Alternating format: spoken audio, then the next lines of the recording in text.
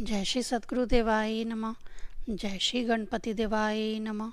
ओम ऐं ह्रीं क्लीं चामुंडाय विच्चे। श्री दुर्गा सप्तशती प्रारंभ। पहला अध्याय। ध्यान। श्री हरि विष्णु के निद्रालीन हो जाने पर मधु और कैटब का वध करने के लिए कमल पर विराजमान ब्रह्मा जी ने जिस शक्ति की स्तुति की थी, उन महाकाली देवी का मैं सिमरन करता हूँ, जिन्होंने अपने 10 हाथों में खड्ग, चक्र, गदा, धनुष, बाण, परिघ, शूल, वशुंडी, मस्तक और शंख धारण किए हुए हैं। उनके 3 नेत्र हैं। उनके समस्त अंग दिव्य आभूषणों से विभूषित एवं नीलमणि के सदृश कांतिवान हैं। उनके 10 मुख तथा 10 पाँव हैं। ओम महामाया चंडिका देवी को नमस्कार है। मार्कंडे जी बोले, सूर्य के पुत्र सवर्णी जो 8वें मनु कहलाते हैं, उनकी उत्पत्ति की कथा विस्तार से कहता हूँ, सुनो। सूर्य पुत्र महाभाग सावर्णी महामाया की कृपा से जिस प्रकार मनवंतर के स्वामी हुए, वह प्रसंग सुनाता हूँ। प्राचीन काल में बहुत पहले स्वरोचित मनवंतर के चैत वंश में उत्पन्न सुरथ नाम के राजा थे। उनका समस्त भूमंडल पर अधिकार था। वह अपने सगे पुत्र की भांति प्रजा का पालन पोषण करते थे, परंतु फिर भी कोला विध्वंसी नामक क्षत्रिय उनके दुश्मन बन गए। प्रबल दंड नीति वाले राजा सुरथ का कोला विध्वंसी के साथ युद्ध हुआ। यद्यपि कोला विध्वंसी संख्या में कम थे, पर फिर भी राजा सुरथ युद्ध में उनसे पराजित हो गए। तत्पश्चात वे युद्ध भूमि से लौट आए और केवल अपने नगर में राज्य करने लगे, परंतु वहाँ पर भी उन प्रबल शत्रुओं ने महाभाग सुरथ पर आक्रमण कर दिया। दुर्बल हुए उस राजा का खजाना उनके दुष्ट, बलवान और दुरात्मा मंत्रियों ने छीन लिया। अपने प्रभुत्व से वर्जित राजा सुरथ शिकार के बहाने अकेले घोड़े पर चढ़कर घने जंगल को चले गए। वहाँ राजा ने शांत भाव से पूर्ण हिंसक जीवों वाला तथा बहुत से शिष्यों से युक्त शोभामान महर्षि मेधा का आश्रम देखा। इधर उधर घूमते हुए राजा उस मुनि के आश्रम में कुछ समय तक ठहरे तथा मुनि ने भी उनका उचित आदर सत्कार किया। फिर ममता के प्रभाव से युक्त होकर राजा अपने मन में विचार करने लगा कि जिस नगर को मेरे पूर्वजों ने पाला, अब वही मुझसे रहित है। क्या पता मेरे दुराचारी भृत्यजन राज्य कार्यों का धर्म पूर्वक पालन करते भी होंगे या नहीं। सदैव मद से युक्त मेरा शूरवीर प्रधान हाथी अब शत्रुओं के अधीन होकर न जाने किन कष्टों को भोगों को भोगता होगा। जो लोग मेरी कृपा, धन तथा भोजन पाने की आकांक्षा से सदैव मेरे पीछे पीछे चलते थे, वह लोग अवश्य ही अब दूसरे राजाओं का अनुसरण करते होंगे। व्ययशील स्वभाव वाले मेरे अनुचरों द्वारा सदैव खजाने की धन दौलत व्यय करते होंगे। फलस्वरूप अत्यंत कष्ट से संग्रह किया हुआ मेरा खजाना खाली हो जाएगा। ऐसा ही अनेक बातें राजा निरंतर सोचते रहते थे। राजा ने महामुनि मेधा के आश्रम के निकट एक वैश्य को देखा। तब उन्होंने पूछा कि तुम कौन हो और यहाँ आने का क्या कारण है? किस कारण से तुम शोक से व्याकुल दिखाई पड़ते हो? राजा सुरथ के वचन सुनकर वैश्य ने राजा की ओर विनयपूर्वक देखा। वैश्य बोला, हे राजन, मैं धनिकों के कुल में उत्पन्न हुआ समाधि नामक वैश्य हूँ। मेरे दुष्ट स्त्री पुत्रों ने धन के लोभ में मेरा धन आदि छीनकर मुझे घर से निर्वासित कर दिया। अपने प्रिय जनों द्वारा घर से निकाल देने के बाद मैं इस वन में आया हूँ और अपने पुत्रों के सुख दुख के विषय में कुछ भी नहीं जानता। यहाँ रहता हुआ मैं अपने परिवार के संदर्भ में कोई समाचार भी नहीं पा सकता कि वे लोग घर में इस समय कुशलता पूर्वक हैं अथवा उन्हें कोई कष्ट है। मेरे पुत्र कैसे हैं? क्या वे सदाचारी हैं या दुराचारी हो गए हैं? राजा ने पूछा, धन के लोभ के कारण जिन स्त्री पुत्रों आदि ने तुम्हें घर से निर्वासित कर दिया, उनके प्रति तुम्हारे मन में स्नेह क्यों है? वैश्य बोला, आप मेरे विषय में जैसी बातें कहते हैं सब ठीक है, परंतु क्या करूं, मेरे मन में निष्ठुरता नहीं आती। जिन्होंने धन के लोभ में पड़कर पिता के प्रति स्नेह, पति के प्रति प्रेम एवं आत्मीय जन के प्रति प्यार को छोड़कर मुझे घर से निकाल दिया है, उन्हीं के प्रति मेरे मन में इतना स्नेह है। महामते गुणवहीन बंधुओं के प्रति मेरा मन जो इस प्रकार प्रेमासक्त हो रहा है, इस बात को जानता हुआ भी मैं नहीं जान पाता। मैं उनके लिए दीर्घ सांसें ले रहा हूँ और मेरा हृदय अत्यंत दुखित हो रहा है, परंतु क्या करूं? जिन लोगों में प्रेम का सर्वथा अभाव है, उनके प्रति भी मेरा मन निष्ठुर नहीं हो पाता। मार्कंडेय जी बोले, हे विप्र, इसके बाद वे दोनों एक साथ मेधा मुनि के पास गए और फिर यथा योग्य विनयपूर्ण अभिवादन करके बैठ गए। फिर राजा और वैश्य ने वार्तालाप आरंभ किया। राजा बोला, हे भगवान, मैं आपसे एक बात पूछना चाहता हूँ, कृपा कर उसे बतलाएं। मेरा मन अपने वश में न होने के कारण यह बात मुझे बहुत दुख देती है। जो राज्य मेरे हाथ से चला गया है, फिर भी राज्य एवं उसके संपूर्ण अंगों में मेरी ममता बनी हुई है। हे मुनिवर, यह जानते हुए भी कि राज्य अब मेरा नहीं है, अज्ञानी की भांति मुझे उसके लिए दुख होता है। ये क्या है? और ये वैसे भी घर से अपमानित होकर आया है, इसके स्त्री पुत्र और परिजनों ने इसे निकाल दिया है। अपने बंधुओं द्वारा निकाल दिए जाने पर भी यह वैश्य उनके प्रति अत्यंत हार्दिक स्नेह रखता है। इस प्रकार यह और मैं दोनों बहुत दुखी हैं। उनके अवगुणों को जानते हुए भी हम दोनों के मन में उनके प्रति ममता का भाव पैदा हो रहा है। हे महाभाग, हम दोनों यह सब समझते हुए भी मोह के अधीन क्यों हो रहे हैं? विवेक शून्य मनुष्य की भांति मुझ में और इस वैश्य में यह मूढ़ता के भाव किस लिए हैं? ऋषि बोले, महाभाग, सभी प्राणियों को अपने अपने विषय मार्ग का ज्ञान है। विषय भी सबके लिए अलग अलग हैं। कुछ प्राणी दिन में नहीं देख पाते और कुछ दूसरे प्राणी रात में नहीं देख पाते। कुछ जीव ऐसे भी होते हैं जो दिन तथा रात दोनों में बराबर देख पाते हैं। यह सत्य है कि मनुष्य सामान्य ज्ञान रखते हैं, परंतु यह ज्ञान केवल उन्हें ही प्राप्त नहीं, पशु पक्षी और मृग आदि सभी प्राणी ज्ञान रखते हैं। मनुष्य की समझ भी वैसी ही होती है जैसी उन मृग और पक्षियों की होती है। जैसी मनुष्यों की सामान्य समझ है, वैसी ही जीव जंतुओं में भी होती है।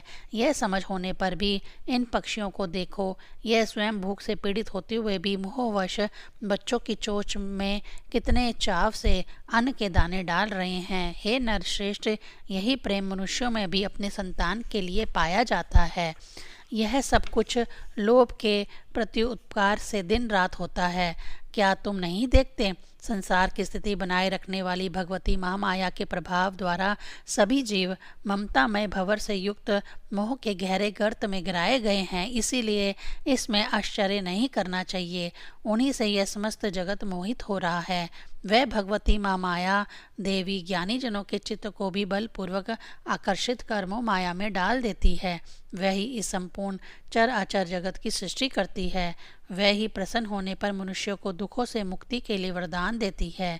वह ही पराविद्या, संसार बंधन और मोक्ष की हेतु भूता सनातनी देवी हैं तथा सभी ईश्वरों की भी अधीश्वरी हैं।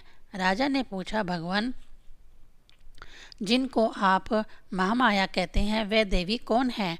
उनकी उत्पत्ति कैसे हुई तथा उनके चरित्र कौन कौन से हैं? हे श्रेष्ठ महर्षि, उन देवी का जैसे प्रभाव हो, जैसा स्वरूप हो और जिस प्रकार उत्पत्ति हुई हो, वह सब मैं आपसे सुनना चाहता हूँ। ऋषि बोले, वास्तव में तो वे देवी नित्या स्वरूपा ही हैं। संपूर्ण जगत उन्हीं का स्वरूप है तथा देवी समस्त विश्व में व्याप्त हैं, तो भी उनका अतिर्भाव अनेक प्रकार से होता है। वह तुम्हें सुनाता हूँ, सुनो। यद्यपि देवी नित्या और आजन्मा है, परंतु जब वह देवताओं के कार्य सिद्ध करने के लिए प्रकट होती हैं, उस समय वह नित्या होने पर भी उत्पन्ना कहलाती हैं। जब संपूर्ण संसार महाप्रलय के कारण जल में निमग्न हो रहा था और कल्प के अंत में भगवान विष्णु शेष नाग की शैया बिछाकर योग निद्रा का आश्रय लेकर सो रहे थे, तब उस समय उनके कानों के मैल से दो भयंकर असुर मधु और कैटव उत्पन्न हुए। वे दोनों ब्रह्मा जी को मारने के लिए उद्यत हो गए। भगवान विष्णु के नाभि कमल में विराजमान प्रजापति ब्रह्मा जी ने जब उन दोनों भयानक असुरों को अपने पास आता और भगवान विष्णु को सोया हुआ देखा, तब उन्होंने भगवान को जगाने के लिए एग्राक्षित होकर उनके नेत्रों में निवास करने वाली योग निद्रा की स्तुति करना आरंभ कर दिया। वह योग माया इस विश्व की अधीश्वरी, जगत को धारण करने वाली, संसार का पालन और संहार करने वाली तथा तेज स्वरूपा भगवान विष्णु की अनुपम शक्ति है। उन्हीं भगवती योग निद्रा की भगवान ब्रह्मा इस प्रकार स्तुति करने लगे। ब्रह्मा जी ने कहा, हे देवी, तुम ही स्वाहा, तुम ही स्वधा और तुम ही शवष्टाकार हो। स्वर भी तुम्हारे स्वरूप हैं। तुम्हें प्रदान करने वाली सुधा यानी अमृत हो। नित्य अक्षर प्रवण ओम में आकार, उकार, मकार इन तीनों मात्राओं के रूप में तुम ही स्तुत हो तथा त्रिमात्राओं के अतिरिक्त जो बिंदु रूपा नित्य अर्ध मात्रा है, जिसका विशेष रूप से उच्चारण नहीं किया जा सकता, वह भी तुम ही हो। हे माता, तुम ही संध्या हो, तुम ही सावित्री तथा विश्व को जन्म देने वाली ममता महिमा हो। इस संसार में आपने ही सृष्टि की उत्पत्ति की है। तुम ही इस सृष्टि का निर्माण तथा पालन पोषण करने वाली हो तथा कल्प के अंत में तुम ही प्रलय का कारण भी हो, अर्थात प्रलय करते समय तुम्हारी संहार रूपा हो, तुम ही संहार रूपा हो। तो इस प्रकार हे देवी, इस संसार की सत्ता असत्ता अर्थात उत्पत्ति, स्थिति और विनाश सब कुछ तुम ही हो। तुम ही महाविद्या, महामाया, महामेधा तथा तुम ही महास्मृति हो। तुम ही मोह स्वरूप हो। तुम ही महादेवी, महासुरी हो। तुम ही तीनों गुणों सत्य, रज तथा तम को उत्पन्न करने वाली तथा प्रकट करने वाली प्राकृतिक हो। हे देवी, आप ही भयंकर कालरात्रि, महारात्रि और मोहरात्रि हैं। आप ही श्री ईश्वरी हैं। आप ही ह्रीं और बोध स्वरूपा बुद्धि हो। माता, तुम ही लज्जा, पुष्टि, तुष्टि, शांति और क्षमा हो। तुम ही खड्ग शूल धारणी, घोर रूपा तथा गदा चक्र धारण करने वाली हो। हे माँ, शंख, धनुष, बाण, भशुंडी और परिघ आदि तुम्हारे ही आयुध यानी अस्त्र शस्त्र हैं। जहाँ तुम भयंकर हो, वहीं तुम सौम्य भी हो। तुम ही संसार के सभी सौम्य पदार्थों से कहीं अधिक सौम्य, सुंदर एवं मोहक हो। हे परमेश्वरी, इस सकल संसार में जितने भी सत्य और असत्य पदार्थ हैं, उन सब से परे रहने वाली, पर और अपर से भी अतीत तुम ही हो। इन सभी वस्तुओं में जो भी शक्ति है, वह भी तुम ही हो। ऐसी अवस्था में आपकी क्या स्तुति की जा सकती है, जो इस संसार की सृष्टि, पालन और संहार करती है।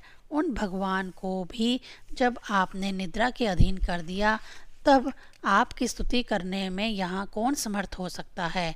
हे देवी, आप तो अपने इन उदार प्रभावों से ही प्रशंसित हो, अतः आपकी स्तुति करने की शक्ति किसी में नहीं है। हे देवी, मेरी आपसे प्रार्थना है कि दोनों दुष्ट असुरों मधु और कैटभ को मोहग्रस्त कर दो और भगवान विष्णु को शीघ्र ही जगा दो। हे देवी, साथ ही इन दोनों असुरों को मार डालने की बुद्धि भी उत्पन्न कर दो। ऋषि बोले, हे राजन, जब ब्रह्मा जी ने वहाँ मधु कैटभ को मारने के उद्देश्य से भगवान विष्णु को जगाने के लिए तमोगुण की अधिष्ठात्री देवी योग निद्रा की इस प्रकार स्तुति की, तब भगवती योग निद्रा भगवान के नेत्र, मुख, नासिका, बाहु, हृदय और वक्षस्थल से निकलकर बाहर आ गईं। बाहर आकर वे अव्यक्त जन्मा ब्रह्मा जी की दृष्टि के सामने खड़ी हो गईं। योग निद्रा से मुक्त होने पर जगत के स्वामी भगवान विष्णु उस एकारण के जल में शेषनाग की शैया से जाग उठे। समुद्र में शेष शैया से उठने पर विष्णु नारायण ने मधु और कैटभ नाम वाले प्रचंड, पराक्रमी एवं दुष्ट बुद्धि दैत्यों को देखा। भगवान विष्णु ने देखा कि क्रोध से युक्त उन दोनों असुरों के नेत्र अंगारों के समान दहक रहे थे और वे ब्रह्मा जी को अपना ग्रास बनाने के लिए उनकी ओर लपक रहे थे। यह देखते ही भगवान विष्णु उठकर खड़े हुए और उन दोनों दैत्यों के साथ युद्ध करने लगे। वह दोनों अत्यंत बल के कारण उन्मत्त हो रहे थे। भगवान विष्णु ने उठकर दोनों के साथ 5000 वर्षों तक केवल बाहु युद्ध किया। इधर महामाया ने भी उन्हें मोह में डाल रखा था, इसीलिए वे भगवान विष्णु से कहने लगे कि हम आपकी वीरता से संतुष्ट हैं, तुम हम लोगों से कोई वर मांग लो। भगवान विष्णु बोले, यदि तुम दोनों मुझ पर प्रसन्न हो तो अब मेरे हाथ से मारे जाओ। बस यही वर मुझे तुमसे चाहिए, मुझे किसी दूसरे वर से और कोई लाभ नहीं है। ऋषि ने कहा, इस प्रकार धोखे में आ जाने पर उन्होंने संपूर्ण जगत में जल देखा। तब भगवान से उन्होंने कहा कि जहाँ भूमि जल में डूबी ना हो अर्थात सूखा स्थान हो, वहाँ हमें मारो। ऋषि बोले, शंख चक्र गदाधारी भगवान विष्णु ने ऐसा ही हो कहकर अपनी जंघा पर उन दोनों के सिर रखकर चक्र से काट डाले। इस प्रकार ब्रह्मा जी की स्तुति किए जाने पर वह देवी महामाया स्वयं प्रकट हुई। अब मैं तुमसे उनके प्रभाव का और वर्णन करता हूँ, सुनो। इस प्रकार श्री मार्कंडेय पुराण में सावर्णिक मनवंतर की कथा के अंतर्गत देवी महामात्य में मधुकैटभ वध नामक पहला अध्याय पूर्ण हुआ। प्रथम अध्याय की समाप्ति पर दाएं हाथ में जल अंजलि लेकर निम्न मंत्र पढ़कर छोड़ दें। ओम जय जय मार्कंडेय पुराणे सर्वाणिक मनवंतरे देवी मामात्ये सत्याः सन्तु अमुक गोत्र उत्पन्नस्य मम यजमानस्य अथवा कामा श्री दुर्गा अर्पणामस्तु। दूसरा अध्याय। ध्यान। मैं कमल के आसन पर विराजमान प्रसन्न मुख वाली महिषासुर का मर्दन करने वाली तथा अपने हाथों में अक्षमाला, फरसा, गदा, बाण, व्रज, पदम, धनुष, कुंडिका, दंड, शक्ति, खडक, ढाल, शंख, घंटा, मधु पात्र, शूल, पाश और चक्र धारण करने वाली भगवती महालक्ष्मी का ध्यान वंदन करता हूँ। ओम ह्रीं मेधा ऋषि बोले, प्राचीन काल में देवताओं और असुरों में 100 वर्षों तक भयानक युद्ध हुआ था। उसमें असुरों का स्वामी महिषासुर था और देवताओं के अधिनायक इंद्र थे। उस युद्ध में असुरों ने देवताओं को पराजित कर दिया था। फलतः महिषासुर ने स्वयं इंद्र का पद संभाल लिया। महिषासुर से पराजित होकर देवता सब प्रथम प्रजापति ब्रह्मा जी के पास सहायता के लिए गए। तत्पश्चात ब्रह्मा जी के परामर्श पर उनके ही नेतृत्व में शिव और विष्णु जी के लोक को गए। देवताओं ने त्रिदेवों के सामने दुष्ट महिषासुर के अत्याचारों का और देवताओं की पराजय का विस्तार से वर्णन किया, जैसा कि हुआ था। उन्होंने यह भी बताया कि दुष्ट महिषासुर ने सूर्य, अग्नि, अनिल, इंदु, यम, वरुण आदि सभी देवताओं पर भी अधिकार कर लिया है। अपने अधिकारों से वंचित देवता भूलोक में मनुष्यों की भांति विचरण कर रहे हैं। हे भगवान, हम लोगों ने उस दुष्ट दुराचारी और देवताओं के शत्रु महाप्रक्रमी महिषासुर के बारे में आपको बताया और अब हम आपकी शरण में आए हैं। कृपा हमारे कष्ट का निवारण करने का कोई उपाय सुझाइए। देवताओं की विनती सुनकर भगवान विष्णु और शिवजी दोनों क्रोधित हुए। उनकी भौहें तन गईं और चेहरा लाल हो गया। तत्पश्चात भगवान विष्णु, शिव और ब्रह्मा के क्रोध से युक्त मुख से एक प्रचंड तेज का प्रादुर्भाव हुआ। अन्य उपस्थित देवताओं के मुख से भी महान तेज निकला और वह सब एक रूप में समा गया तथा उस एकत्रित तेज समूह को देवताओं ने देखा। उस ज्वाला सदृश तेज से संपूर्ण दिशाएं प्रकाशमान हो उठी। वह ऐसा अतुलनीय तेज था जिसकी बराबरी का कोई नहीं था। सभी देवताओं के शरीर से उत्पन्न अपने तेज से समस्त लोगों को प्रकाशित करने वाला वह तेज एक स्त्री के रूप में परिणित हो गया। उस तेज में शिवजी के तेज से उस स्त्री का मुंह और यमराज के तेज से उस देवी के सिर के बाल और भगवान विष्णु के तेज से भुजाओं का निर्माण हुआ। चंद्रमा के तेज से दोनों स्तन और इंद्र के तेज से मध्य भाग, कटी आदि, वरुण के तेज से जंघाओं और पिंडलियों तथा पृथ्वी के तेज से नितंब कमर के नीचे का स्थान का निर्माण हुआ। ब्रह्मा के तेज से दोनों चरण, सूर्य के तेज से चरणों की उंगलियां और 8 वसुओं के तेज से हाथों की उंगलियां एवं कुबेर के तेज से नासिका का निर्माण हुआ। प्रजापति के तेज से दांत, अग्नि के तेज से तीनों नेत्रों का निर्माण हुआ। दोनों संध्याओं के तेज से आँखों की भौहें और वायु के तेज से दोनों कान बने और इसी तरह अन्य देवों के तेज से देवी के अन्य अंगों के रूप ग्रहण किया। तथा वह कल्याणमयी देवी प्रकट हो गई। महिषासुर द्वारा पीड़ित देवों ने ब्रह्मा विष्णु सभी देवों के तेज को देवी के रूप में प्रकट होते हुए देखकर संतोष का अनुभव किया। उस देवी के लिए शंकर जी ने त्रिशूल दिया, श्री कृष्ण जी ने सुदर्शन चक्र से निकाल कर चक्र प्रदान किया, वरुण ने शंख, अग्नि ने शक्ति, वायु ने धनुष और तीरों से भरे तरकस प्रदान किए। देवराज इंद्र ने अपने व्रज और ऐरावत हाथी से लेकर घंटा प्रदान किया। यमराज ने काल दंड से काल और वरुण ने फांस प्रदान किए। दक्ष प्रजापति ने अक्षमाला और ब्रह्मा ने कमंडल दिया। सूर्य ने देवी के सभी रोम छिद्रों में अपनी किरणों को दिया। काल ने खड़क और चमकीली ढाल दी। क्षीर सागर ने देवी को उज्जवल हार, कभी जीर्ण यानी फटा, पुराना और मैला होना ना होने वाले 2 दिव्य वस्त्र, दिव्य चूड़ामणि, कुंडल और कंगन भेंट किए। क्षीर सागर ने देवी को उज्जवल अर्धचंद्र, कयूर, दोनों पैरों में बांधने के लिए 2 नूपुरों तथा गले में धारण करने के लिए हंसली समर्पित की।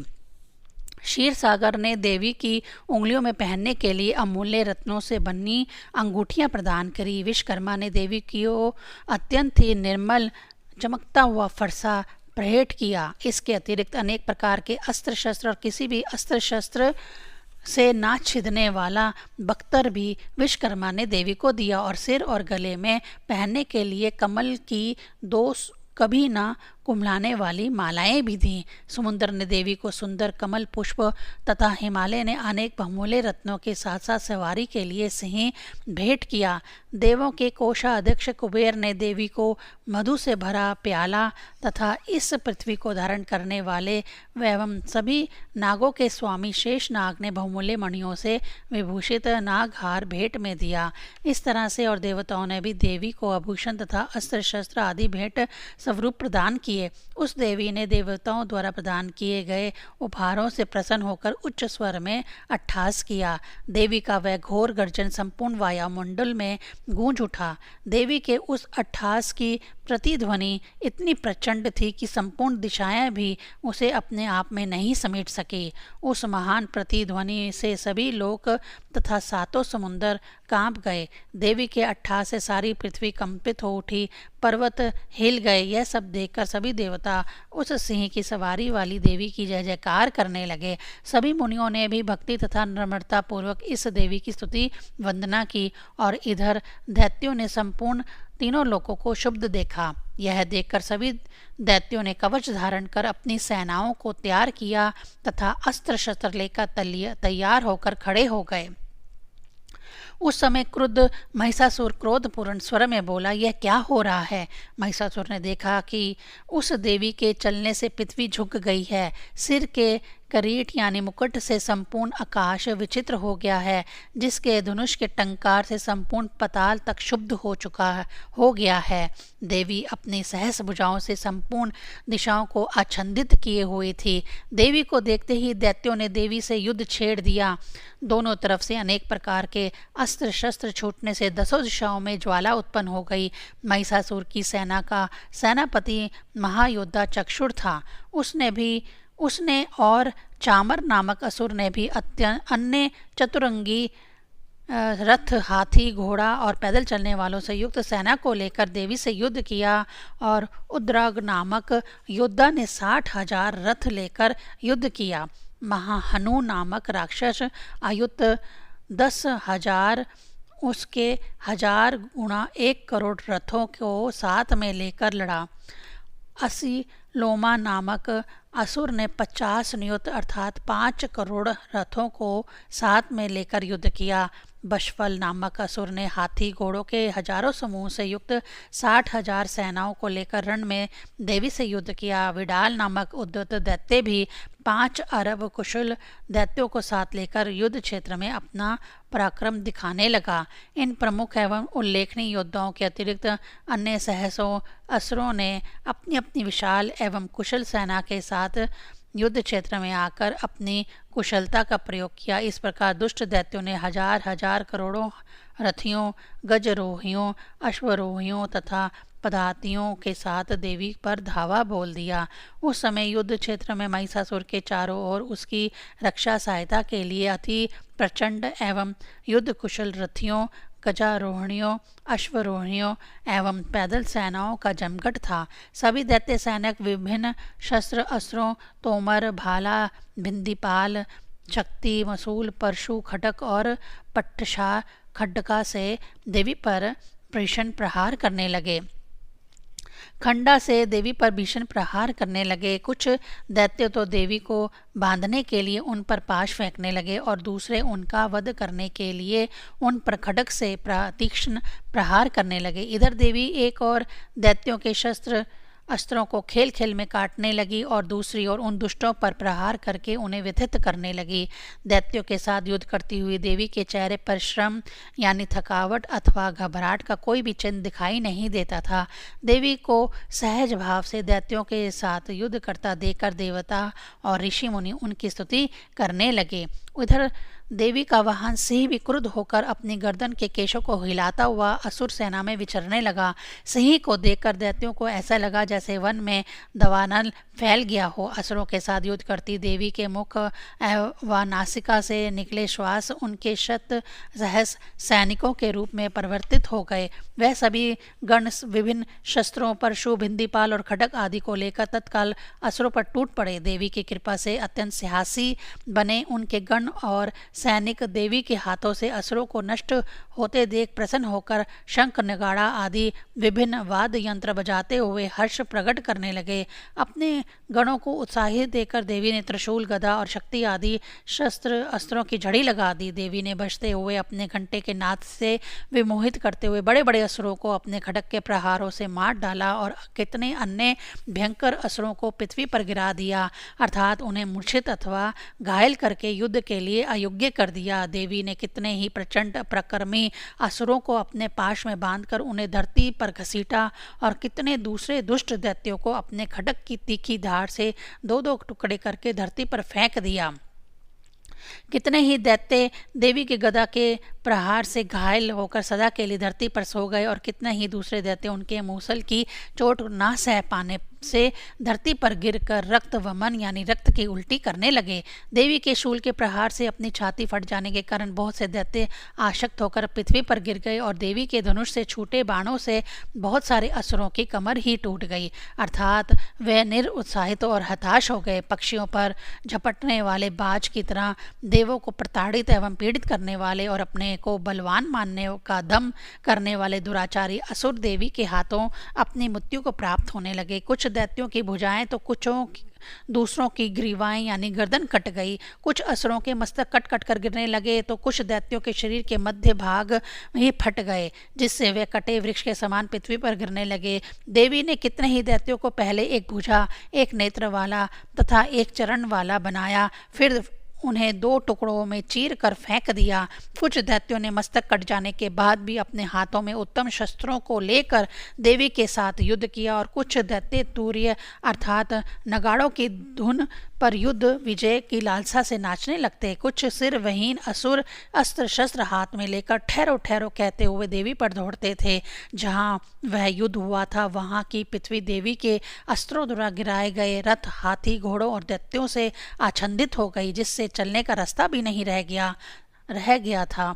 तुरंत ही वहाँ हाथी, घोड़े, असुरों और अन्य सैनिकों के बीच में रक्त समूह की नदियाँ बह चली। असुरों की उस विशाल सेना का नाश देवी चंडिका ने एक क्षण में ऐसे कर दिया जैसे तिनके और सूखे काष्ठ के समूह को आग जला देती है, और देवी के वाहन सिंह ने असुरों के शरीर से प्राणों को बटोरते हुए अपने गले के बालों को फहराते हुए भयंकर गर्जन किया। देवी के गणों ने उन राक्षसों के साथ निर्णयात्मक युद्ध किया।